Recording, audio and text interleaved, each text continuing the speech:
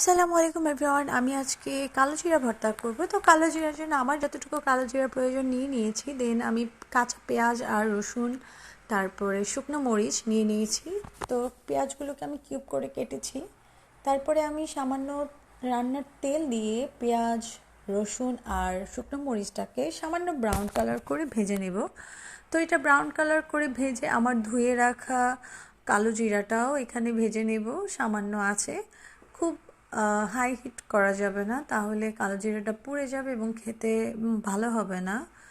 আর আপনারা যখন কালো জিরা ভর্তা করবেন মনে রাখবেন, যদি এটা ভেজে করেন তাহলে কিন্তু এটা খেতে আর তেতো লাগবে না। তো আমার কালো জিরাটা ভাজা হয়ে গেছে। এখন আমি পাটার মধ্যে কালো জিরা আর পরিমাণ মতো লবণ নিয়ে এটাকে বেটে নিব। তো এটা বাটা শেষ হয়ে গেলে আমার ভেজে রাখা পেঁয়াজ আর রসুন, শুকনো মরিচটাকে একসাথে মিক্সড করে সুন্দর করে বেটে নিব। তো আমার পাটায় পোতায় ভর্তা করতে খুব ভালো লাগে এবং পাটায় বাটা ভর্তা আমার খুব পছন্দ, তাই আমি ম্যাক্সিমাম টাইম এটাই ট্রাই করি। তো আল্লাহ হাফেজ, ভালো থাকবেন সবাই।